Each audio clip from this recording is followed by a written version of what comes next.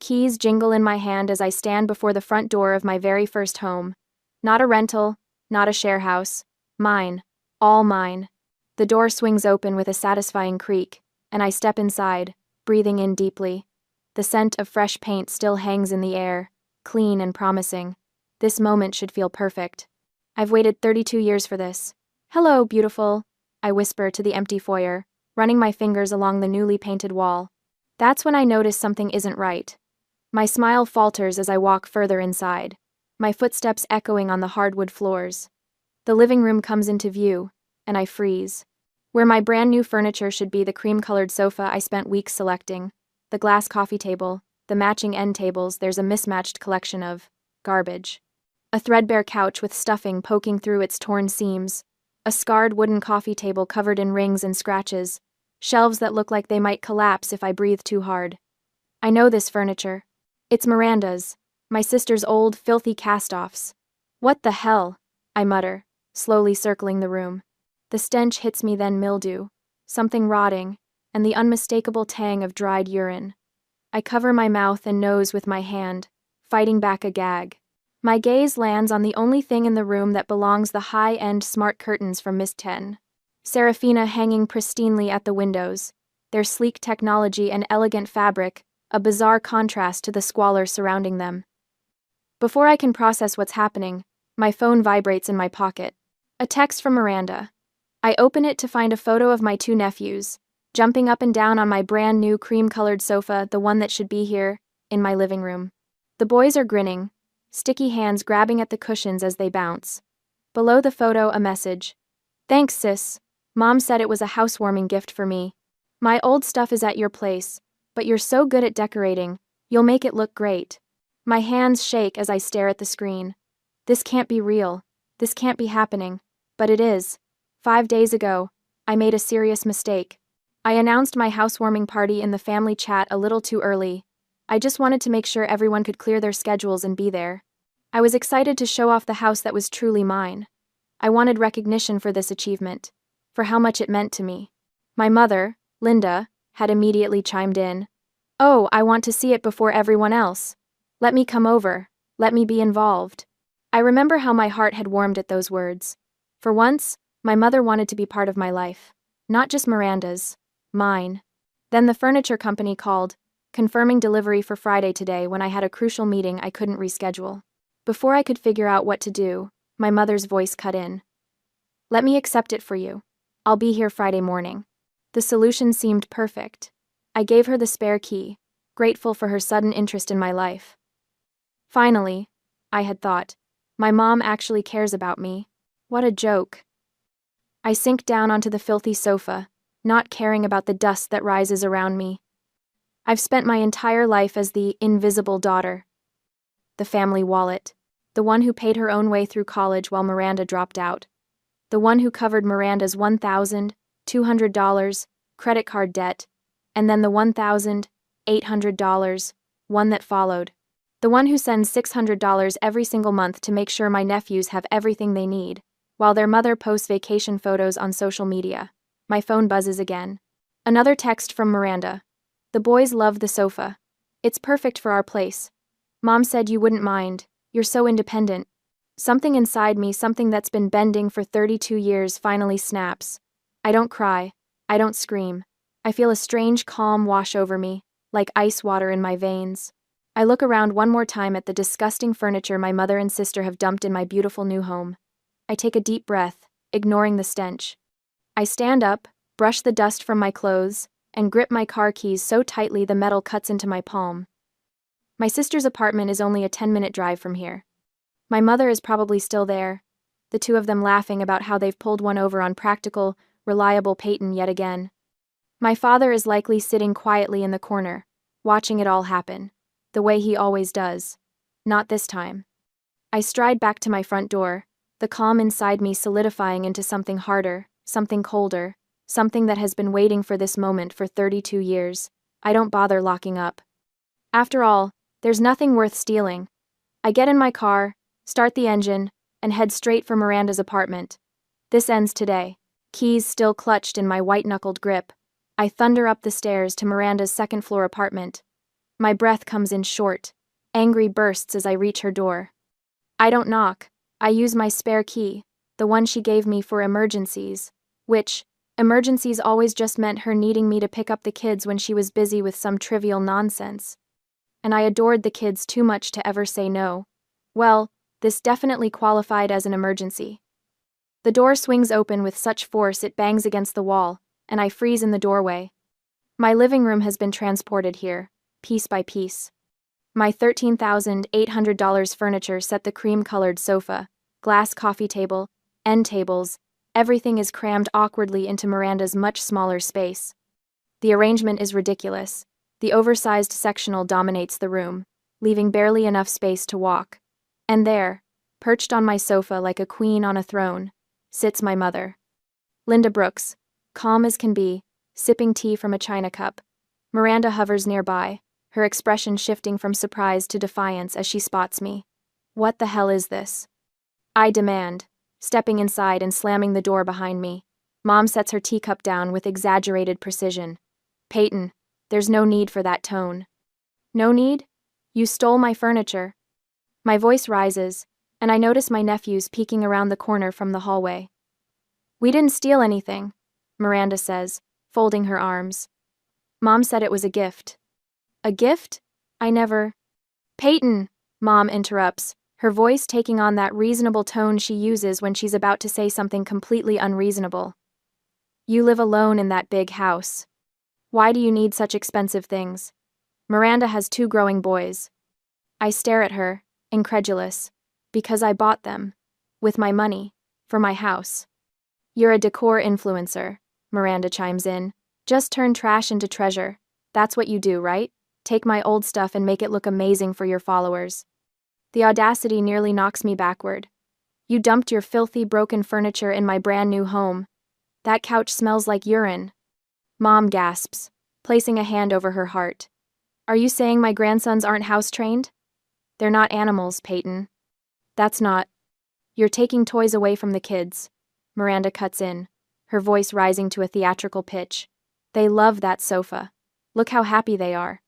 On cue, my nephews step into view, eyes wide and uncertain. I know this routine. I've seen it my entire life. When confronted, Mom and Miranda instantly transform into victims. This isn't about the boys, I say, struggling to keep my voice level. This is about you taking something that doesn't belong to you. We're family, Mom says, as if that explains everything. Family shares. I take a step forward. Then why didn't you ask me first? Because you would have said no, Miranda replies, rolling her eyes like I'm being completely unreasonable. Yes, I would have. Because it's mine. Mom stands up from my sofa, smoothing her pants.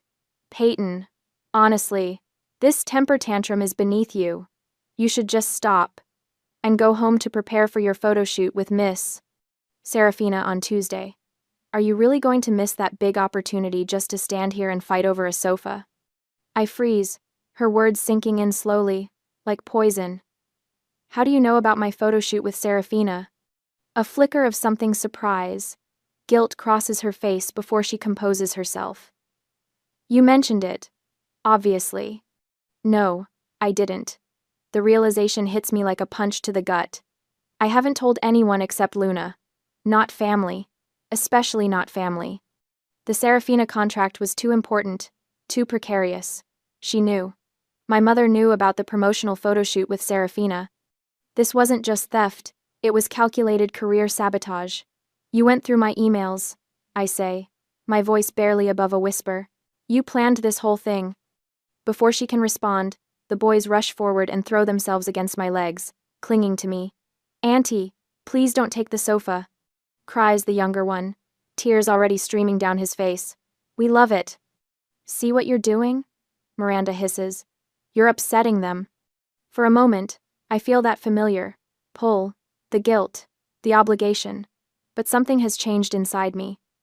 I kneel down to their eye level, gently placing my hands on their shoulders.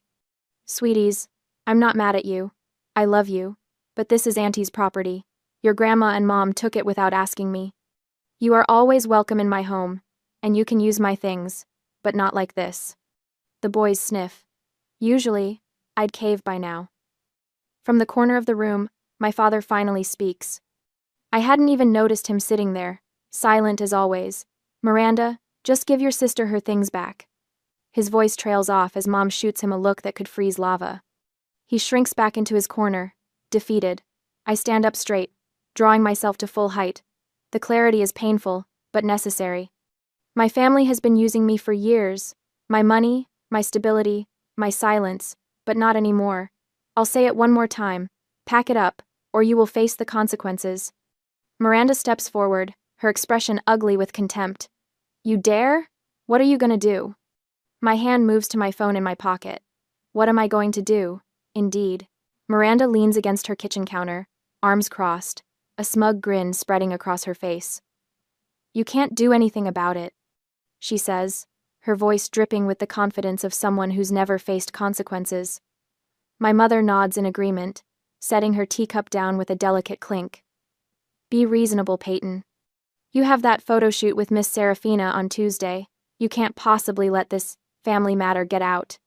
She smooths her skirt, the picture of composure. Think about your reputation. For once, think about the kids. Miranda adds, gesturing toward my nephews who have retreated to the hallway, watching with wide eyes. They love that furniture. You're really going to take it away from them?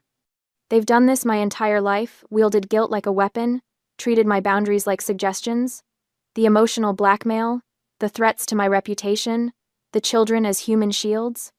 It's textbook manipulation, and I've spent 32 years falling for it. Not today. I pull my phone from my pocket, my fingers surprisingly steady. You're right, I can't do anything. I pause, watching relief flood their faces. Then I add, but the police can. I dial 911. My mother's teacup crashes to the floor. What are you doing? Her voice rises to a shriek. Yes, I'd like to report a theft, I say into the phone, my voice calm and clear. Robert! My mother screams, her composure shattering. Do something! She's calling the cops! My father steps forward from his corner, his hand raised as if to stop me. For a moment, he's not the silent observer but the enforcer my mother has always wanted him to be. I lock eyes with him. Dad, don't. Something passes between us, some quiet understanding that's been 32 years in the making. I watch the conflict play across his face, the decades of choosing the path of least resistance warring with something new, something like respect. Slowly, his hand drops. He retreats back to his corner, his shoulders slumped. He has made his choice. My mother lunges toward me, fingers outstretched for my phone. Give me that. I sidestep her easily, keeping the phone to my ear. And now they're assaulting me. I tell the operator, who confirms officers are on their way. The next 20 minutes are chaos. My mother paces, alternating between threats and pleas. Miranda tries calling my bluff, insisting I won't go through with it. My father sits silently, staring at his hands. My nephews watch it all from the safety of their bedroom doorway, confusion etched on their small faces. When the knock comes, the apartment falls silent. 2 officers stand in the doorway, a woman with cropped blonde hair and a man with serious eyes. We received a call about a theft, the woman says. My mother immediately steps forward, her social mask firmly in place. There's been a misunderstanding. This is a family matter. My name is Peyton Brooks, I interrupt. I purchased $13,800 worth of furniture that was delivered to my home yesterday. Without my permission, my mother and sister took it and replaced it with this. I show them photos of the filthy furniture now sitting in my living room. Do you have proof of purchase? The male officer asks. I pull up the receipts on my phone, along with the delivery confirmation email sent to my address. The female officer examines them carefully, then looks at my mother and sister. Ma'am, did you take this furniture? My mother shifts strategies, her voice honey-sweet. It was a misunderstanding. Peyton agreed to give the furniture to Miranda. Her children needed it. That's not true, I say quietly. I never agreed to that. The officers separate us, taking statements individually. They look at the texts from Miranda, thanking me for the gift. They listen to my mother's increasingly flustered explanations. They note my father's silence. After what feels like hours, the female officer gathers us in the living room. Based on our investigation, this appears to be a clear case of theft. The furniture was purchased by Mrs. An Brooks, delivered to her address, and removed without her consent. She turns to my mother and sister. You have two options. Return the property immediately, or Miss Brooks can press charges and take this to court. The color drains from my mother's face. Miranda's smug smile has long since disappeared. We'll return it, my mother says tightly. Under police supervision, they begin the humiliating process of repackaging my furniture. Every piece they carelessly tossed around must now be wrapped. My sister struggles with the sofa cushions, cursing under her breath. My mother wraps glass tabletops, her movements stiff with rage. Clearly, they are not very careful. The officers stay, ensuring every single item is accounted for. As the last piece is loaded, I turn to leave. The confrontation is over. I've won. Don't you ever show your face in this house again? My mother screams at my back. I pause at the door, turning slightly. That's the best thing you've said all day. I look her directly in the eyes, letting 32 years of suppressed truth rise to the surface. Oh, and don't expect that $600 on the first of the month. The truck follows me back to my house, where the officers oversee the return of my furniture. The police leave once everything is back in place, offering me a case number, just in case. Finally, alone, I stand in my living room, surrounded by my belongings. The victory feels hollow somehow. The cream sofa has an ice cream stain from my nephews. The coffee table has a new scratch across its surface. A tag has been ripped from one of the end tables. I pull out my phone and begin methodically documenting everything. I take videos of the entire room, then close-up photos of each imperfection, the stain, the scratch, the ripped tag. I'm not sad. I don't have time for that luxury.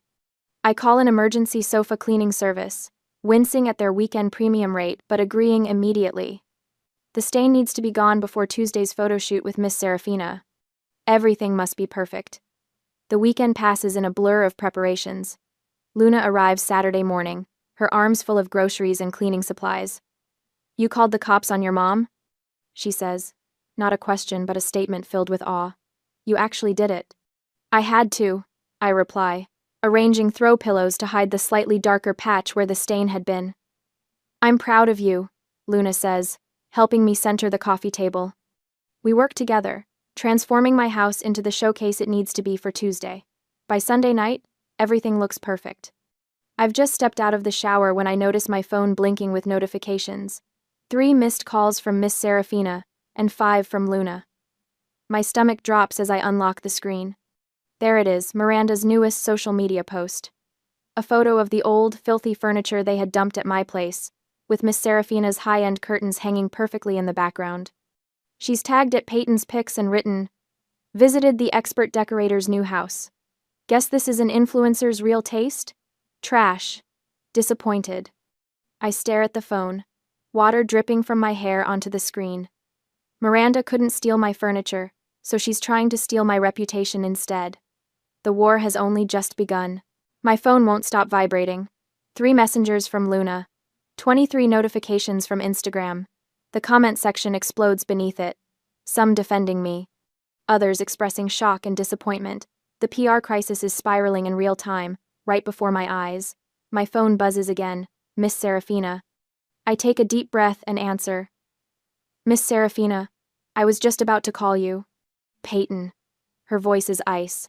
I've been sent a rather disturbing image featuring my curtains. This was not in our contract. Having my brand new line displayed alongside what appears to be garbage is unacceptable. My heart hammers against my ribs, but I keep my voice steady. Miss Serafina, I completely understand your concern. That photo was taken and posted without my knowledge or consent. Explain, now. So I do. The entire humiliating story pours out: the furniture swap, calling the police, getting everything back, spending the weekend cleaning. How my sister and mother deliberately sabotaged me, using her old furniture and my professional reputation as weapons. There's silence on the other end when I finish. The photo shoot is still scheduled for tomorrow, I say into the void. I guarantee it will be perfect. The furniture is all in place, professionally cleaned. Your curtains will be showcased exactly as we discussed. Another long pause. Very well, Miss Serafina finally says. I sympathize with your situation, Peyton. Family can be complicated. But I'm trusting you to deliver what we agreed upon.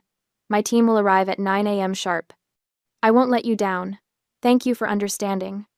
After hanging up, I send Luna a quick text. Everything under control. Serafina still on for tomorrow. We'll call you later.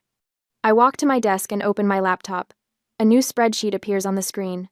I title it, Final Invoice. Line by line, I document everything. College debts, $1,200 plus $1,800 equals $3,000. Monthly support $600 x 36 months, $21,600. Gifts 5 years, est, $5,000. Total, $29,600. I stare at the figure, nearly $30,000, the concrete cost of being the family ATM for years. I save the file and close my laptop. Tomorrow, Miss Serafina arrives. The photoshoot transforms my living room into a hive of focused activity. Lighting technicians adjust their equipment while stylists make final touches to the furniture arrangement. Miss Serafina inspects her smart curtains, nodding approvingly as they respond to her voice commands, shifting from translucent to opaque with elegant fluidity. Luna hovers near me, having taken the day off work to be here. She's been glancing nervously at the door all morning. They won't show up. I tell her, knowing exactly what she's thinking. I wouldn't put it past them, Luna mutters. Your mother has the audacity of 10 normal people, and Miranda follows her lead like a puppy. Even they aren't stupid enough to crash a professional photo shoot. The photographer positions me on my pristine, cream-colored sofa, the very one my nephews had jumped on in Miranda's apartment. Now it's immaculate again, not a stain in sight thanks to the emergency cleaning service. Perfect, the photographer says, adjusting my position slightly. Now, reach toward the curtains as if you're about to adjust them. I follow his direction, extending my arm gracefully toward the smart curtains. The camera clicks rapidly. These are stunning, Miss Serafina says, reviewing the first batch of shots. Absolutely perfect. 4 hours later, we have dozens of gorgeous images showcasing my decorating talent and Miss Serafina's innovative curtains. The living room looks like a magazine spread elegant, inviting, and distinctly unlike the trash heap in Miranda's vindictive post. After everyone leaves, Luna and I collapse on the sofa with glasses of wine. You did it, she says, clinking her glass against mine. Crisis averted. Serafina seemed thrilled. She was. We're releasing the photos tomorrow morning across all platforms. That'll crush Miranda's sad attempt at sabotage. I nod, taking a long sip. One more thing to do tonight. After Luna leaves, I return to my laptop and open the final invoice spreadsheet. I attach it to an email addressed to my mother, father, and sister. Subject: Final invoice. Payment not expected. The message is brief. This is what being the family ATM has cost me over the years. Consider this my formal notice that the ATM is permanently closed. Do not contact me again. I hit send, then immediately block my mother's and sister's numbers on my phone. For the first time in years, I feel light, free. 2 blocks away, Miranda slams her phone down on the coffee table. What the hell does she mean? The ATM is closed, she screams at her mother. I need that $600 a month. Linda paces back and forth across Miranda's living room, her face flushed with anger. This is ridiculous. She can't just cut us off. After everything we've done for her. Done for her? Miranda laughs bitterly. Like what, exactly? You've never done anything for her except take. Watch your mouth, Linda snaps. This is your fault. If you hadn't posted that stupid picture. My fault?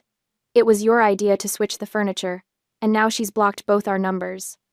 Their argument escalates, voices rising to a screaming match that sends Miranda's children scurrying to their bedrooms, hands over their ears. In the corner, Robert watches silently, rubbing his temples. The shouting continues for another hour before he retreats to the spare bedroom and pulls out his phone. He types a message to Peyton. They've been fighting all night. Miranda says you've cut off the money. Maybe you should reconsider, for the boys' sake. He stares at the screen, waiting for a response that never comes. 3 months. 92 days since I'd sent that final invoice. 92 days of blessed silence from my mother and Miranda. My phone buzzes on the kitchen counter. and I see my father's name flashing on the screen. The fourth call this week. I let it ring until it stops, then watch as the voicemail notification appears. With a sigh, I tap to listen. Peyton, it's Dad. His voice sounds tired, defeated. Can't you forgive your mother? She misses you. We all do. The message ends with a heavy sigh. I delete it without responding. The first dozen times he called with the same plea, I'd felt a twinge of guilt. Now I feel nothing. My new cream sofa, professionally cleaned of all ice cream stains, sits in my living room like a trophy. A reminder that I'd finally done what 32 years of being the good daughter hadn't accomplished. I'd made them see me. My phone buzzes again. This time it's not my father but my Aunt Teresa, my mother's sister. Peyton Brooks, what is wrong with you? Her voice is sharp through the speaker. She's your mother, for heaven's sake, how can you be so cold? I pull the phone away from my ear as she continues. Family forgives, Peyton. Miranda made a mistake. Your sisters. Just let it go. When she pauses to take a breath, I speak. Aunt Teresa, this isn't about forgiveness. It's about respect and boundaries. Boundaries? She practically spits the word. That's just a fancy way of saying selfish. I end the call without another word. Within the hour, my phone lights up with texts from 2 more aunts and an uncle. The family artillery has been fully deployed. I set my phone to Do Not Disturb and focus on the proposal for my newest client. Miss Serafina's curtains had been such a success that 3 more home decor brands had reached out for partnerships. My business was thriving in direct proportion to my family's rage. The days pass. More calls. More texts. I delete them all without reading. Peace settles around me like a blanket. Until a month later. It's a quiet Tuesday evening when my phone buzzes with a text from my father.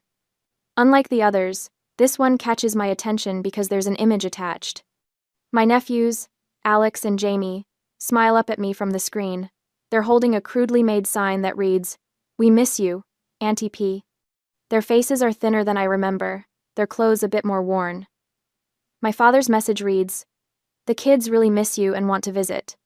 I stare at the photo, my heart tightening. This is the test I've been dreading. The children are innocent in all this, but they're also the ultimate manipulation tool. I'd calculated the $600 monthly support in my invoice for a reason. It was never really about the money, it was about setting a boundary. But looking at their faces now, doubt creeps in. Has cutting off that money actually hurt them? Are they going without because of my stand against their mother? I pick up the phone and, for the first time in 4 months, I make a call to my family. My father answers on the first ring. Peyton? His voice is cautious, hopeful. I got your text, I say, keeping my tone neutral. I miss the boys too. The line goes quiet for a moment, then I hear him exhale. Does this mean? I have conditions, I interrupt. I'd like to see them. You can bring them to my house for the weekend. Just you and the kids. I take a deep breath. Mom and Miranda are not to come. That is my condition. Another long silence follows. I can almost hear him weighing his options, calculating whether to argue. Robert? I prompt, using his first name deliberately. They really do miss you, he says finally, sounding defeated. I know, and I miss them, but my terms aren't negotiable. He hesitates, and in that pause, I prepare myself for another rejection, another guilt trip. Okay, he says finally. This weekend? Saturday morning? Victory floods through me, sweet and sharp. Saturday morning is perfect. I'll make pancakes. That Saturday, I'm up early, preparing the boys' favorite foods. Dinosaur-shaped pancakes for Jamie, chocolate chip ones for Alex. I've bought them each a small gift. Nothing extravagant, just books I know they'll love. When the doorbell rings, I find my father standing there with 2 excited boys bouncing beside him. Auntie P! They shout in unison, launching themselves at my legs. I kneel down, hugging them tight. I've missed you monsters so much. My father stands awkwardly at the threshold until I nod for him to come inside. He looks older than I remember, the lines around his eyes deeper. The day passes in a blur of pancakes and board games and stories. The boys don't mention their mother or grandmother once. Sunday afternoon arrives too quickly. As the boys gather their things, my father pulls me aside in the kitchen. You know, he says quietly, eyes on the boys in the living room. Since you did that, Miranda has changed. I raise an eyebrow, skeptical. Changed how? He rubs a hand over his face. She had to get off social media. And he clears his throat. She's had to get a second job to support the kids. I wait, not saying a word. The important thing is, he continues, instead of worrying what people think, she's living in reality and focusing on her kids for once. The two of them are happier now.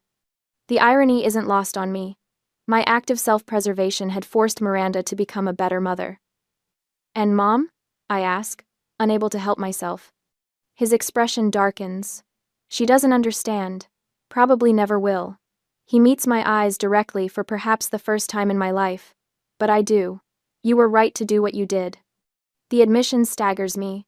For 32 years, my father had been Linda's silent shadow, never contradicting, never standing up to her. And now, here in my kitchen, he's acknowledging that I, not my mother, had been right. As they leave, I press containers of food into his hands. For the boys, I say. He nods, understanding passing between us. Same time next month? I'd like that, I reply. I watch them drive away, standing in the doorway of my home. My beautiful, peaceful home, with its cream-colored sofa, and Miss Serafina's smart curtains. The home I defended, the home that's truly mine. I sink into my cream-colored sofa, running my fingers along its pristine fabric. No stains, no tears, just perfect, like everything else in my house now. More wine? David asks, leaning over the back of the sofa. His construction-roughened hands hold the bottle with surprising gentleness. Please. I tilt my glass toward him, watching as he pours. 6 months ago, I never would have imagined this moment, my house filled with laughter, warmth, and people who genuinely care about me. Luna appears from the kitchen, balancing a tray of appetizers. Peyton, these crostini are incredible. The promotions made you an even better host. I smile at the mention of my recent advancement. After the cream sofa incident became a running joke at the office, my boss finally noticed the backbone I'd grown. 3 months later, I was leading my own marketing team. The influencer contracts followed more lucrative ones than I'd ever dreamed possible. Clients loved the authenticity of my new content. Real homes for real people.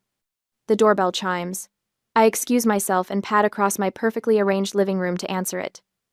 You know, Miss Serafina says when I open the door, I never imagined that disaster would lead to this. She gestures to the framed magazine spread tucked under her arm, our collaboration featured in Home and Style. Business partners now, I say, taking the frame from her. Who would have thought? I knew talent when I saw it. She steps inside, even with trash furniture in the background. The memory of Miranda's social media attack makes me laugh now, rather than cringe. It was the best thing that could have happened, showing the world exactly who we both were.